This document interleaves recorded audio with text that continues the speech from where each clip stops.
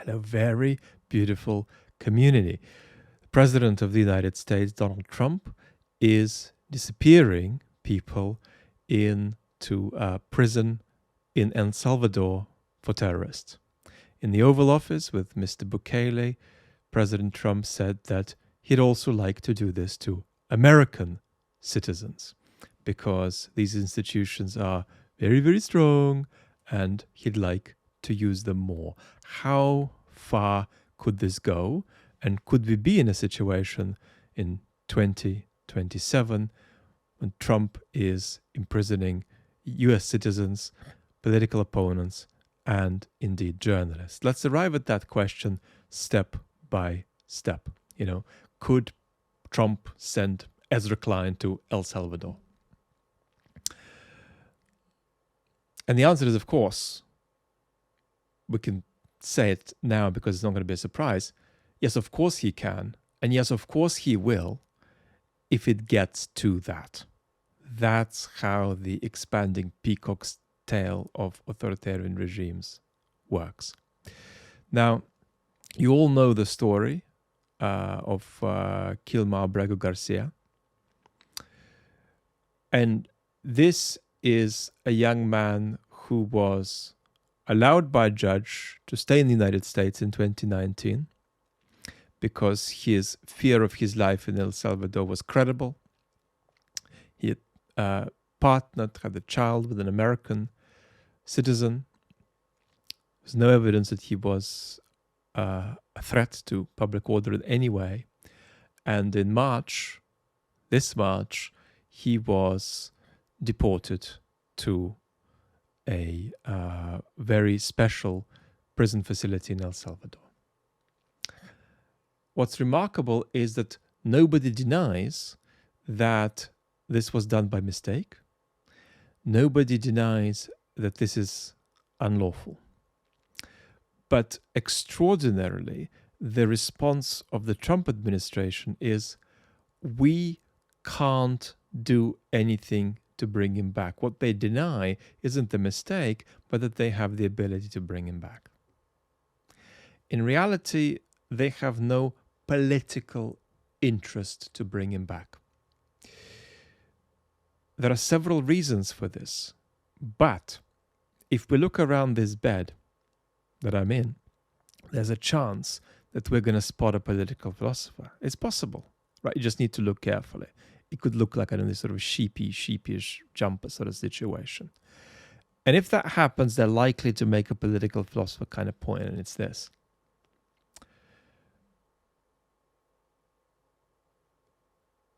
Early onset tyrannies elaborate the peacock's tail of repression step by step. What they're testing for is whether they're going to meet a level of resistance that is going to be sufficient to destabilize their power. And only at that point they're going to stop that gradual elaboration of a peacock's tail of repressive measures. And it's going to happen slowly, like water coming to the boil.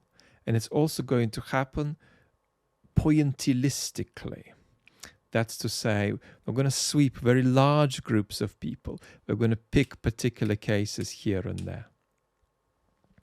So this is, and I think Ezra Klein has used this word correctly, a test case about how easily you get away with using this loophole of disappearing people to El Salvador. The more easy it is, the more they're going to expand the practice.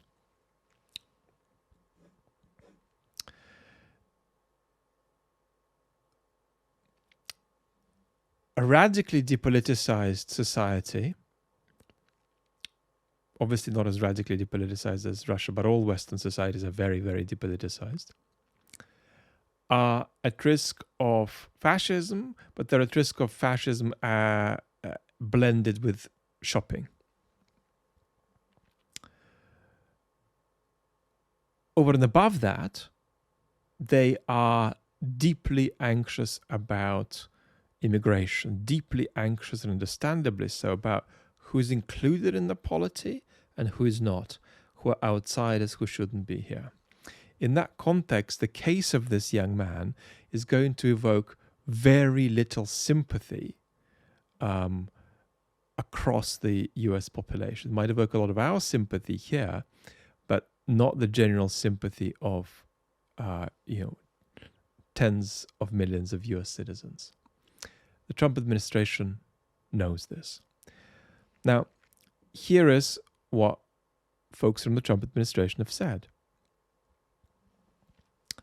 Marco Rubio, Secretary of State, following the Supreme Court saying, look, you've got to bring guys like this back.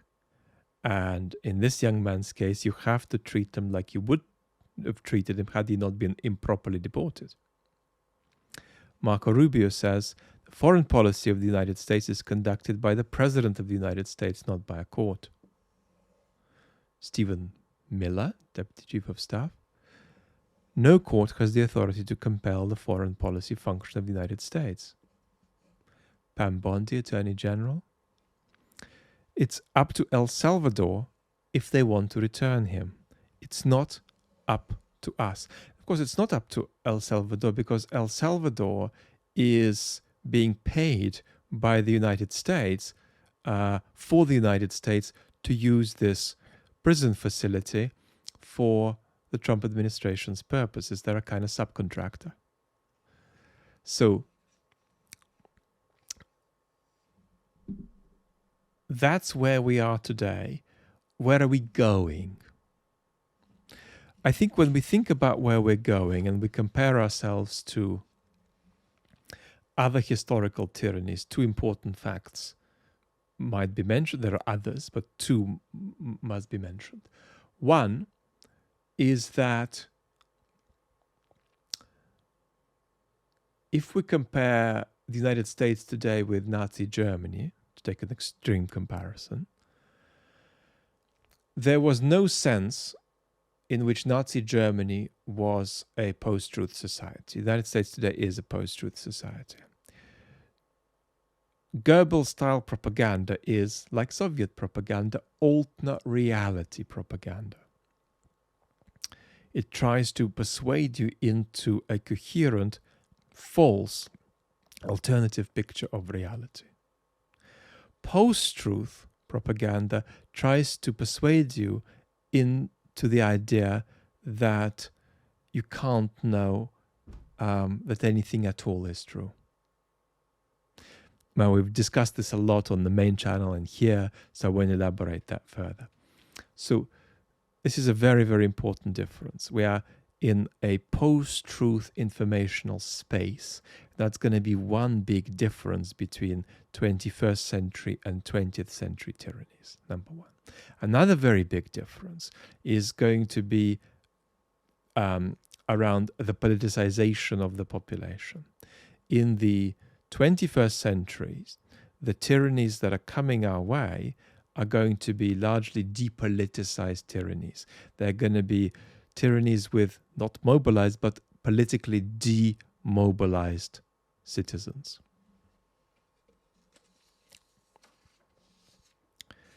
So, against this background, could Trump send Ezra Klein or David Farenthal to El Salvador in 2027? Or, if Trump stays on, later than that?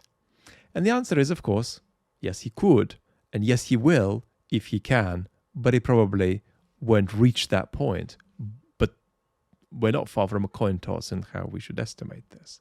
So he absolutely will if he can. To repeat, the way these tyrannies elaborate that peacock's tail of repression is that they push until they meet resistance, ignoring which would destabilize their power. I've written that sentence down because I think it's an important thing to emphasize. They push until they meet resistance that destabilizes them. And when they meet such resistance, they say, maybe we can't try that yet.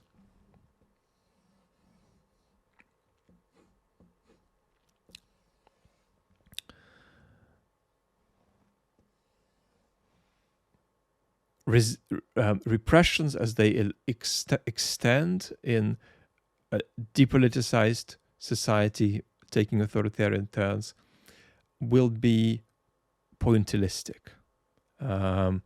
It's easy to have the effect you want to have by picking up very, very, very few people in the contemporary context. And that's very well illustrated in Russia.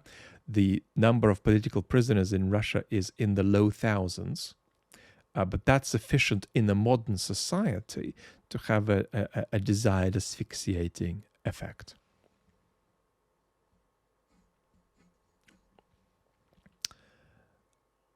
Especially in a context where citizens are depoliticized to the point that they're bound to think that if something bad is happening to Ricky next door, whether Ricky is a fellow citizen or has a permit to reside in the country, or arrived in an undocumented way but was given a right by a court to stay. Whatever happens to that Ricky is between Ricky and the state. If I have any dealings with the state, it's between me and the state. Ricky's dealings with the state don't touch me as long as I can log on to Facebook and go to IKEA.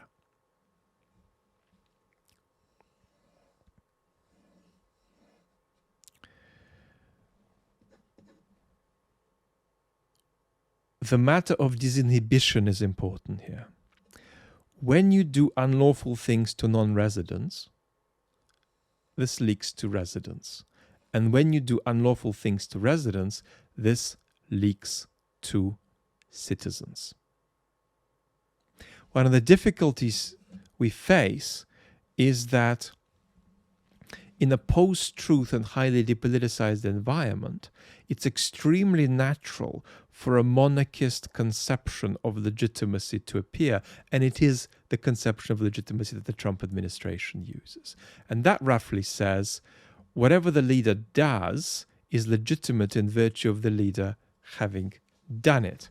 Now, between the lines, that's what we heard from Marco Rubio and Stephen Miller in the quotes we read earlier. That's the direction in which we are going. If you're an American citizen, you're not alone with this. This is global. Just because it's not happening on the same scale in Europe right now doesn't mean it won't be soon.